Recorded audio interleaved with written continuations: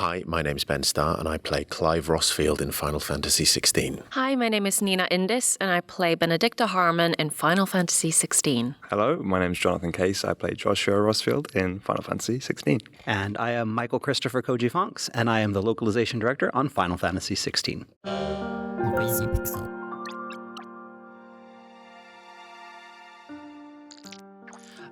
First question, voice actors in general, you guys play their role and then usually the game releases and we move on. For this title, Final Fantasy XVI, all the voice cast, not just you guys sitting here, but seems to have held on to these roles and shared it with the community. I want to know what it is about this project in general that motivates you guys to do that kind of extra stuff with the community and the fans.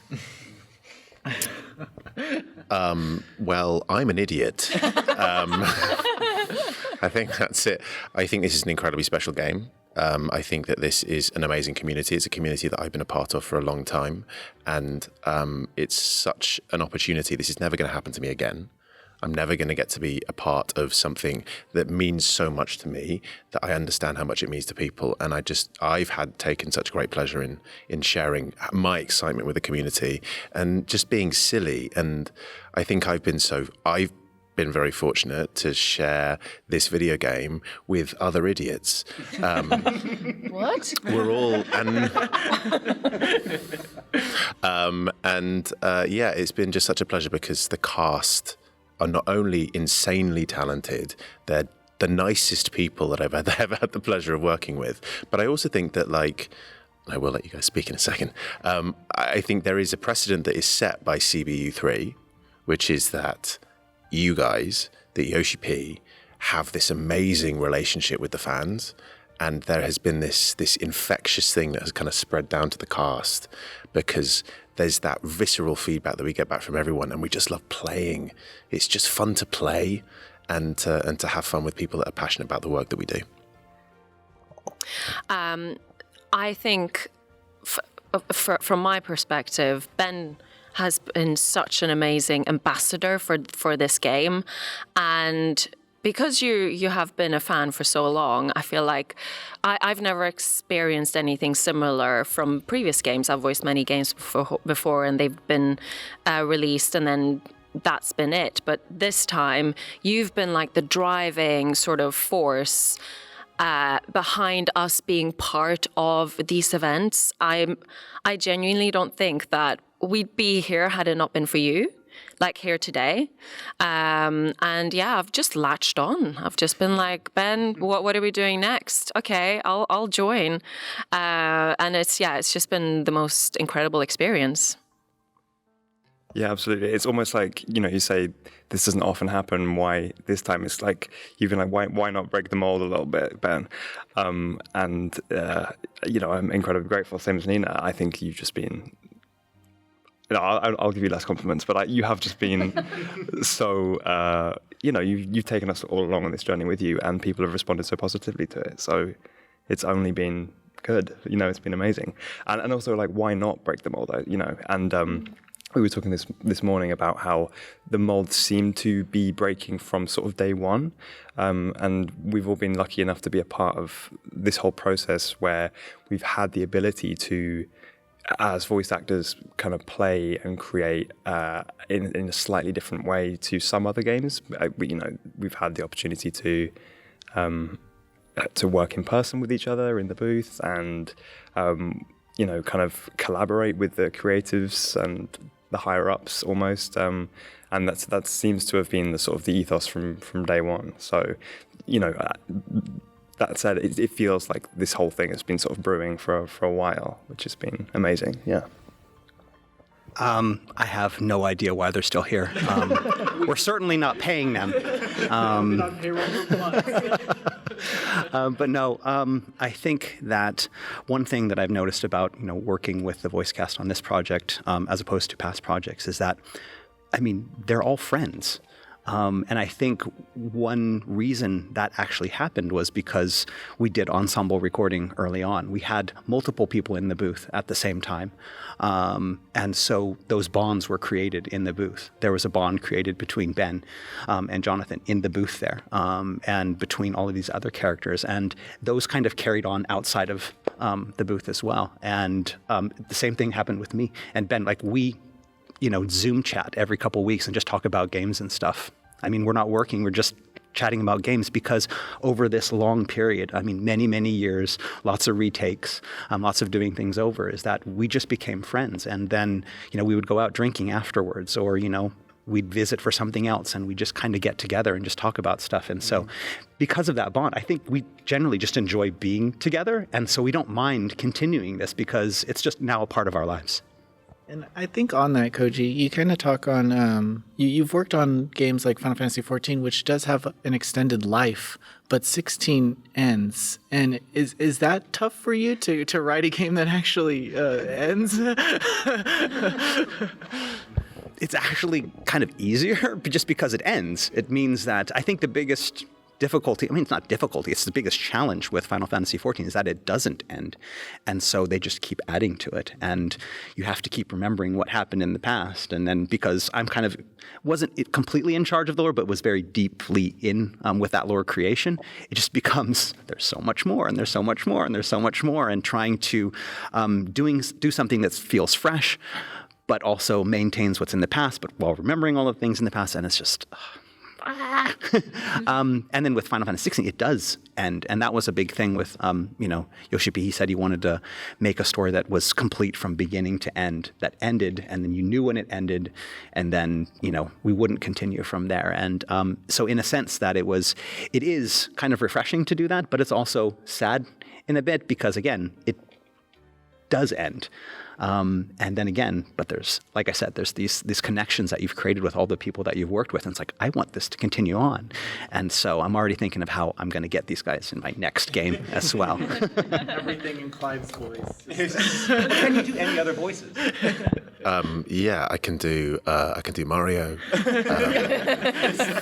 I don't know. Obviously, I'm amazing. No, I can only do one voice. I'm not very versatile. Sorry, guys. Jonathon, I kind of want to ask you. You're now unveiled. You're behind the spoiler, the NDA. Yeah, they would let you out. How does it feel to kind of now come out and be like, hey guys, like, this is the community that I'm in now, and just being a part of a Final Fantasy game. What does that kind of mean to you? Yeah, it's amazing. I knew very early on into recording that there was going to be an embargo on my involvement, being announced. So it was something I was like, yeah, it's absolutely fine. It's fine. It's fine. And then like COVID happened, and recording the game was really the only acting work I was doing for most of 2020, because obviously we could continue because we were able to isolate in the booth and be safe, basically. So whenever I would be called in to record, it would be like the best, 4 hours of that month or whatever. And yeah, anyway, so that was very important, and I kept me sane and feeling creative. And then, two more years down the line, the game is finally out, and I'm like, no, I'm not okay. I'm like, nah, I've been lying to myself. No, I mean, obviously it was fine, but I was really like so excited. I guess, I'm not really sure, I guess Square Enix, whoever's in charge, I'm not really sure actually, but we were sending emails back and forth like, hey, when are we allowed to lift the embargo? And they were like, soon. So then I got invited to PAX, and I was like, does this mean the embargo's lifted? I was like kind of joking, and they sent an email back being like, yeah, maybe. And I was like, maybe? Like, I'm going to be talking. No, so it feels kind of official now, and it is just unbelievable to have my involvement with the game coincide with being here at PAX and meeting in person so many people who are so passionate about the game and are able to on a one-to-one basis explain why the game means so much to them and why the franchise as a whole means so much to them. It feels huge, but also it feels personal. And I kind of can't believe it. I'm thrilled. Yeah. There's plenty of narratives that happen throughout the campaign of Final Fantasy 16, but those relationships, there's also two brothers and their relationship. Can you guys talk on like kind of how you channeled that kind of emotion between? I mean, we know the story and how they separated, but their kind of reunion and their interactions are still very emotional and powerful. Can you talk on those feelings during those sessions and during that creative process? I think that, as Koji said, as we kind of continue to talk about these kind of mercurial ensemble sessions that we had at the beginning, where where both Jonathon and I kind of found how the textures of our characters were very different, but also they came from the same lineage, but also how we would be around each other, and like those incredibly dramatic reunion scenes. I never thought that I would see this day, brother, I'm sorry. Like all of it is just so emotionally charged, and that came because we were in the same room at the same time.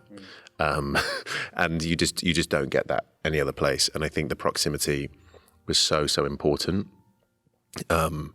And I think it's just been so lovely because we get on.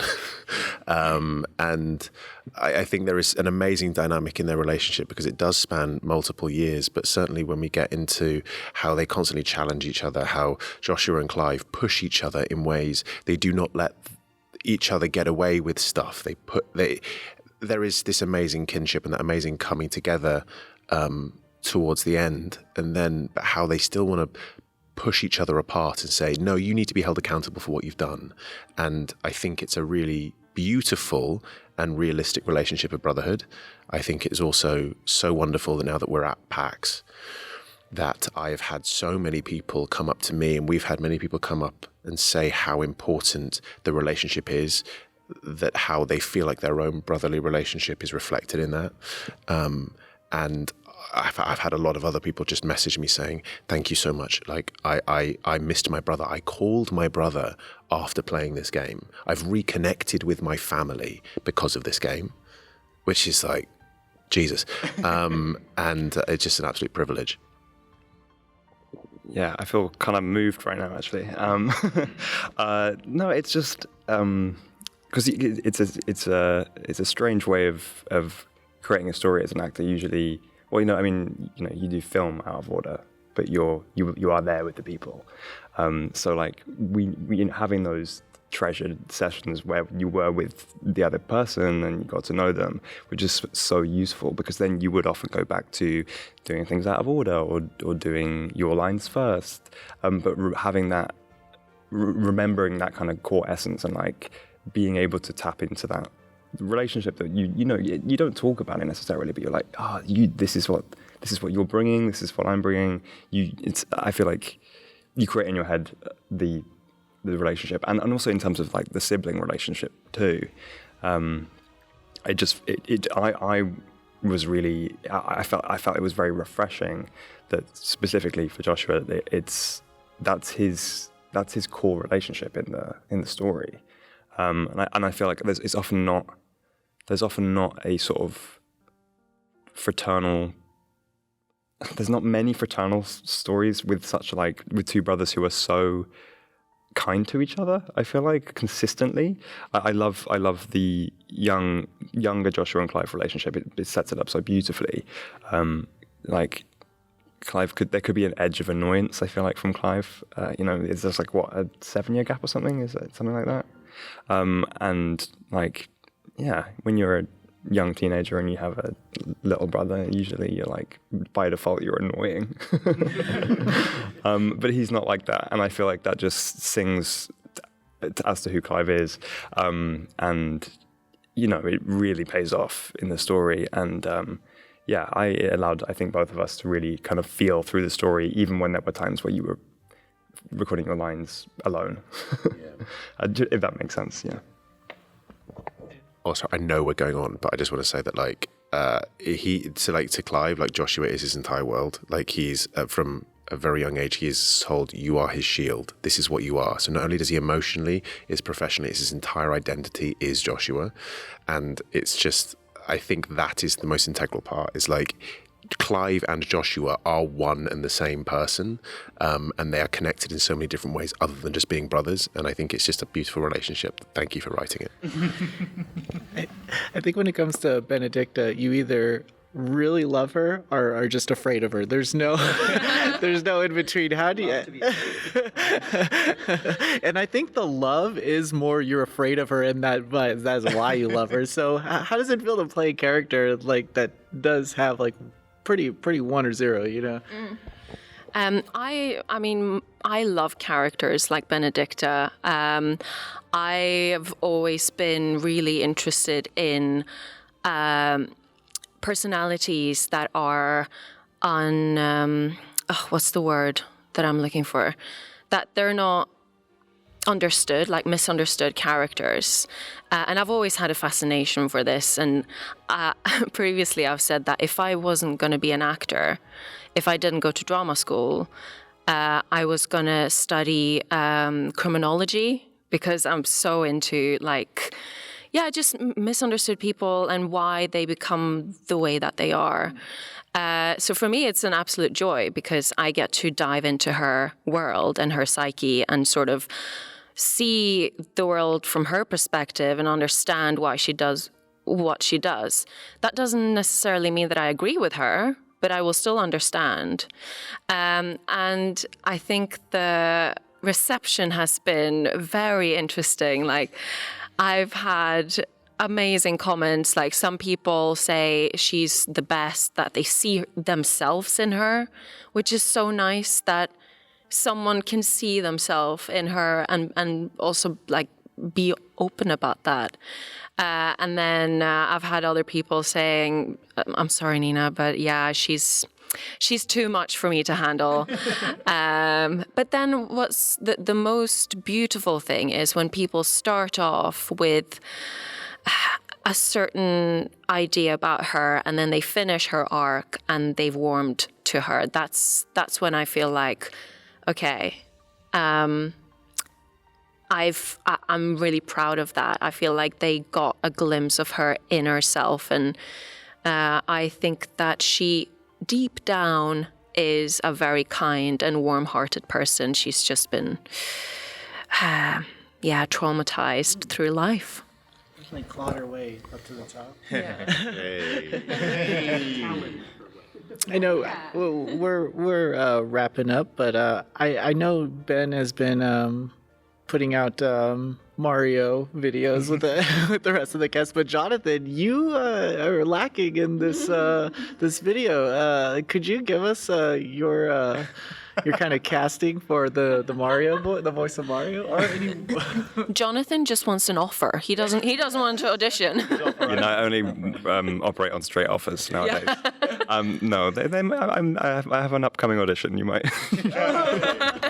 you might see. I don't know.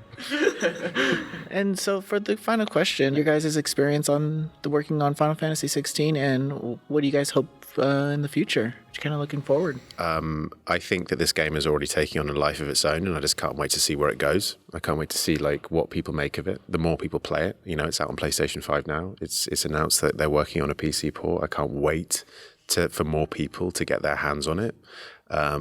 Because it's been such a ride, and you can just see how it's affecting all of these amazing people who care and want to share in that. And I can't wait to see what happens when more people get to play it. And yeah, that's what I hope for. The experience has been overwhelming. I can't believe that I'm here in Seattle. We've been in LA, and we've been part of all of these amazing events. And what's been the most amazing privilege for me has been to meet the fans and people who play the game and hear feedback straight from them. That's just been so amazing and heartwarming. And the only thing is I'm incredibly jealous that I didn't get to do ensemble recordings. I was the only one, I think, who wasn't allowed. And they were like, nah, Benedikta, she just needs to be like locked in her own cage. No one wants to be near her. So in the future, I hope that one day I get to do ensemble recordings as well. That would be amazing. Yeah, I mean, it does just feel like there's such a long life ahead for this game, this story. It's really exciting. And to echo both of what you two have said as well, I think I've said this already, but just being able to connect with the people who it's affecting, impacting, and maybe buying a PS5 and playing it myself. Maybe that's in the future. Koji, do you want? Yeah, I mentioned before how, it was kind of refreshing to work on a game that had an end. But now here that we're at the end, it's kind of sad. And, getting to see everyone, react to it and meet these people where it's really touched their lives and, getting the opportunities to do that. It's like, yeah, it's great to hear these stories because they inspire me, to continue doing what I'm doing. We get to be here in front of the camera, for this little bit of time. But before that, it's like 5 years of just being by myself in a booth or during COVID at home by myself. And there's a lot of loneliness. Yeah, exactly. Yeah, exactly. And there's a lot of loneliness there. And it's just being able to come to these places and then talk with the people that you've affected. It's like, oh yeah, this is why we do it.